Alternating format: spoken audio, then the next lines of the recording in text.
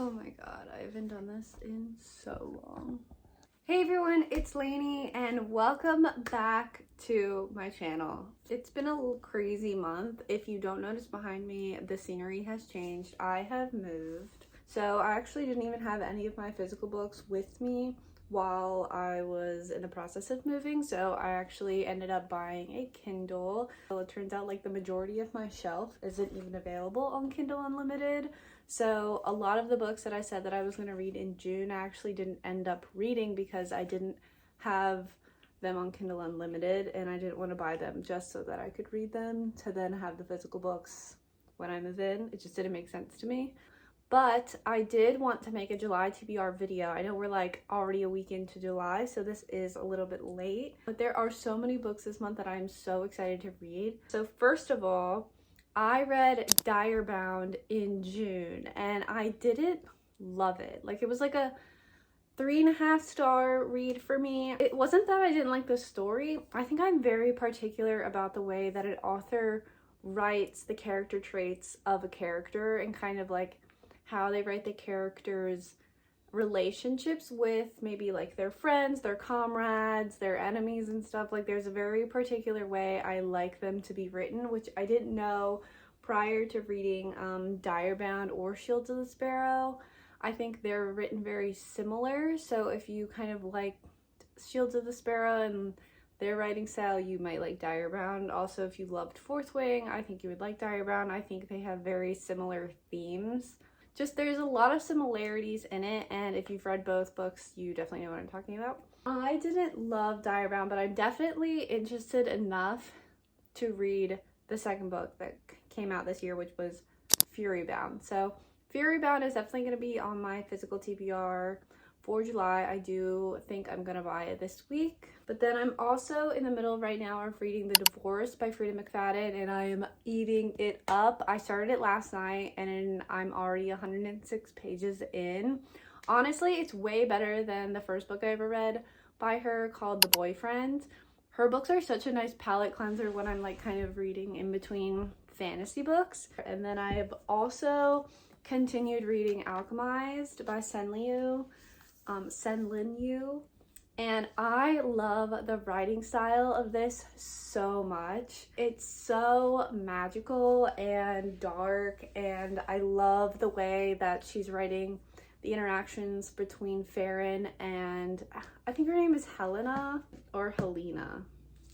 I think it's Helena. But her interactions between Helena and Farron, and then all of the other characters and stuff like Shroud, the way that she reveals the character traits and the characters' personalities and backstories through dialogue, and instead of being like, he did this, so now I feel this way about the character, like it's not a lot of like explaining to the reader directly how they're feeling. It's just kind of like you can tell by the way that she's describing how the character is feeling about whatever character is doing to her, if that makes any sense. Like that's the writing style I really enjoy. I feel like I was in such a reading slump after I read Shields of the Sparrow because I almost DNF'd it, but I ended up finishing it, and then I was like, okay, well I read it, maybe Rights of the Starling is way better, because I hadn't heard any reviews about Rights of the Starling. I ended up DNFing Rights of the Starling after like 60 pages. I was like, all right, this clearly isn't for me. I'm not interested. But then I was reading like 2 books back to back I didn't really like. I read Furybound and it was okay. And I was like, oh my God, like these books are putting me in a massive reading slump. And that's after I had just read the Empyrean series like back to back to back. So it was like 5-star, 6-star read, 4.5-star read. This book is like definitely getting me out of the reading slump that I'm in. I think I'm like 120 pages into it and I'm eating it up. I cannot wait to continue the story. The pacing is amazing. Like the way that it's written is so beautiful.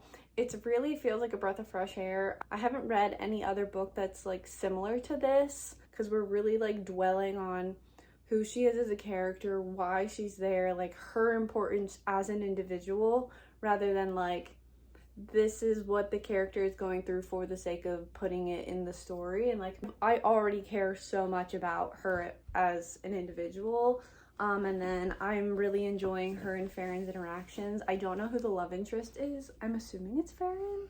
I'm hoping to finish it this month. I'm gonna read and finish The Divorce and then pick this up because I kind of wanted something that was easy for my brain to read.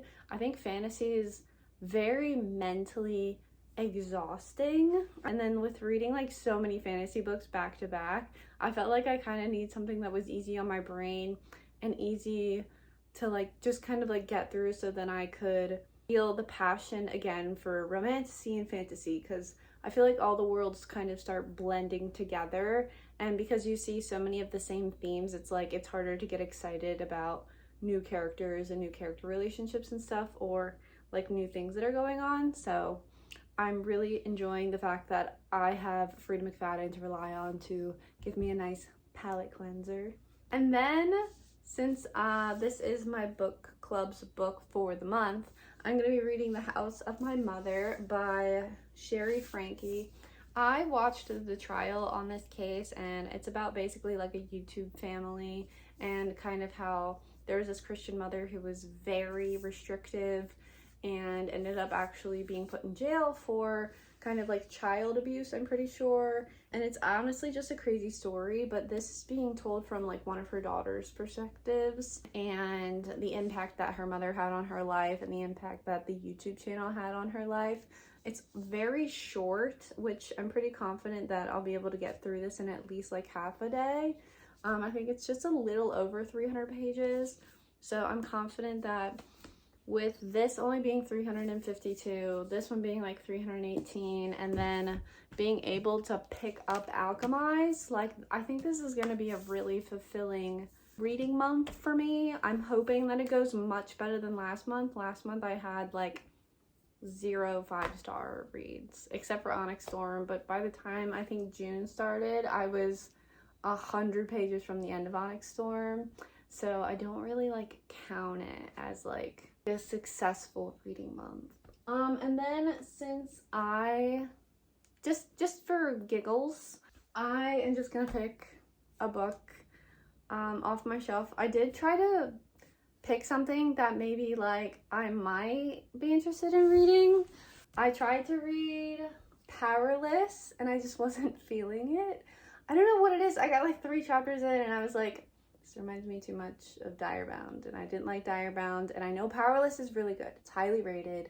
I definitely think it's going to be a book that I really enjoy, and I thought when I read Kai's chapter, I really wasn't like interested in kind of what he was doing, but I think Payton felt a little bit too similar to kind of some of the other books I had been reading, so because I know I'm going to like it, I don't want to put myself into reading it if I'm not really in like the mindset to read it. I kind of did the same thing with Alchemised. It was the first book after like 5 years that I was like, I could tell by the first 60 pages that I was gonna like it. But my brain, I don't think, was like ready to understand like a complex fantasy world. So I read a lot of books before I picked Alchemised up again, and I'm so glad I did that because I knew it was gonna be a 5-star read. And I can tell by the first like 100 and some pages it's gonna be a 5-star read. So I'm very glad that I waited. But I think I'm probably going to read Lovely War by Julie Berry. I think this was in a book club of the month book, and that's kind of why I picked it up, because it's a historical fiction fantasy. There's also romance in it. I love historical fiction, and the fact that it was like mixed in with fantasy was like super intriguing to me. This is also a standalone and it's young adult.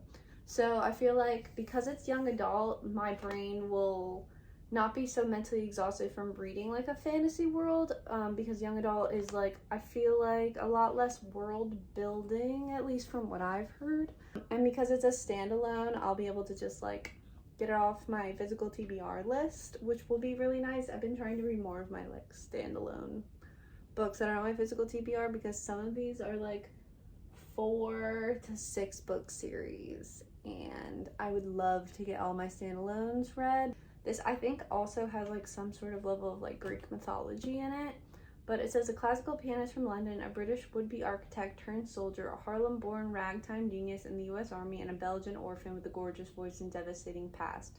Their story, as told by goddess Aphrodite, who must spin the tale or face judgment on Mount Olympus, is filled with hope and heartbreak, prejudice and passion, and reveals that The war is a formidable force. It's no match for the transcendent power of love.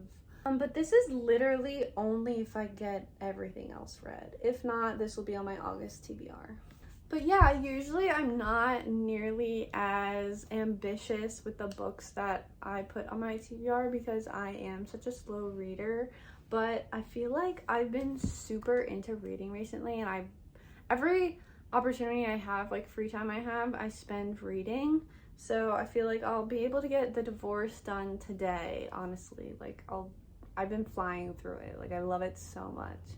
And then I think I'm gonna read Alchemised, and then after that I'm gonna read my book club book, and then I'm gonna read Furybound, and then this is gonna be if I finish all of those. But yeah, that is my physical TBR for July.